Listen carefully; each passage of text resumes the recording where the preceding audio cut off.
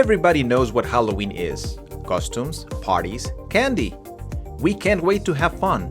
Every year in the United States, you can see Halloween merchandise in the stores as early as late summer. And now it is more common to see the Day of the Dead things mixed in with Halloween stuff. Is the Day of the Dead a version of Halloween from another country? Are these traditions almost the same thing? We compare and contrast Halloween with the Day of the Dead in another video, in the Versus series that you can find in the Versus playlist in this Oskivision channel. This video is part of the Addendum series, where we explore and expand concepts, ideas, and practically any topic that might be somewhat familiar to us by adding information to our knowledge. This time, we're exploring the origins of Halloween.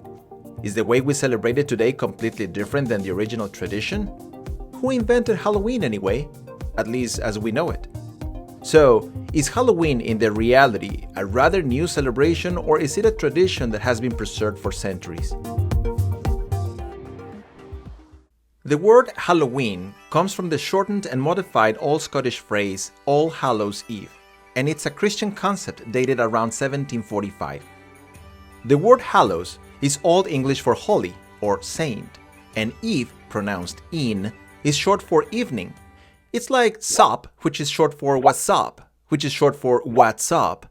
Oh my, we are obsessed with shortening everything. So, All Hallows Eve means the evening before All Saints' Day, or the Holy Ones, which also refers to the ones who have passed away. For these people, the end of the harvest season and the beginning of the winter was very important, not only because of the preparation for the lack of food during the cold months, but also because they believed that during this transition, the threshold between the world of the living and the world of the dead was very thin.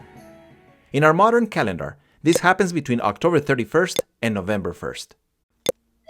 Before becoming a Christian tradition, All Hallows Eve was a combo of very old pagan harvest celebrations like the Gaelic Samhain and some other Celtic festivals from the northern lands in Scotland, Ireland, the Isle of Man, and Wales. These traditions were similar and consisted of rituals and parties. These people believed that, since the boundary between the world of the dead and the world of the living was thin, it was possible that souls could come and pay a visit to the living that night. But this included unwanted spirits as well, so some of the rituals they created were designed to ward off the undesired ones. There is a difference between souls and spirits, but that is addressed in a different video. In order to welcome the souls of their ancestors, these people set places at their tables, lit a fire and candles, offered prayers, and then they had a feast, played games, and enjoyed themselves. This is where apple bobbing comes from. The souls of individuals that were not related to the family were also welcomed, so some rituals included the poor and children wearing costumes and going from house to house singing songs and asking for food. In exchange, they promised to pray for the souls of the givers and their dead loved ones. The food included a cake especially baked for these festivities, which represented the souls. This tradition is called souling. In the northern regions of the now United Kingdom, some youngsters added a twist to the ritual. You see, it was easy to take advantage of the generosity of families and get tons of extra free food. Soon, some households identified them and did not welcome them, so these youngsters decided to do tricks to them. Does this sound familiar? Some of the things people did to keep the bad spirits away was to hollow out turnips and beets, carve scary faces on them, and put a candle inside to use them as lanterns. Yep, you guessed right, this is where jack-o'-lanterns come from. Over time, the tradition evolved and acquired new meanings and elements. All Hallows Eve became Halloween, and some elements of the old pagan festivities were not seen positively and were considered evil by Christians who started to expand their influence all over Europe. They merged Christian traditions like All Saints' Day and All Hallow Tide, which honor the lives of Christian saints and martyrs. Tide is Old English for season. By the 1500s, many places all over Europe began having custom parties on October 31st, which is the night before All Saints' Day.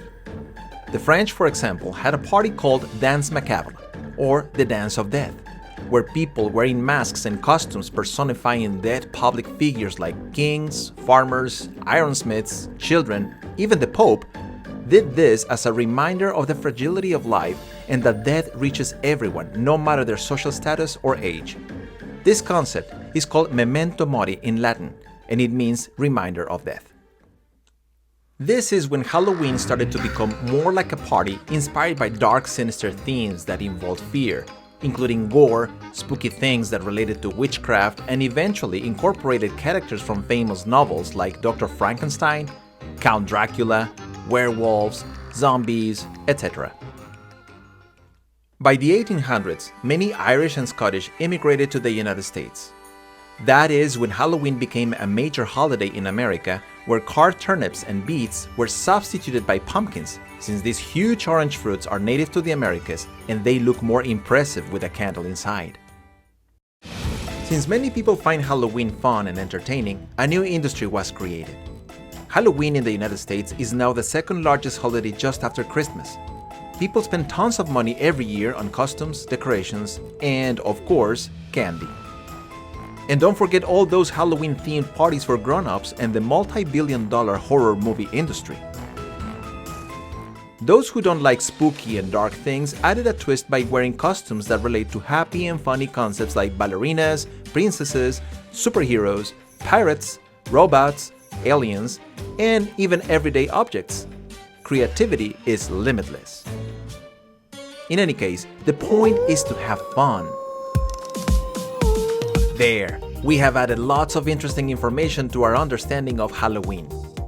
If you think this has been a good addendum to your knowledge, please give us a thumbs up and subscribe to our channel. Check our other playlists and let us know in the comments what else you would like to see in one of our videos. Thank you for watching.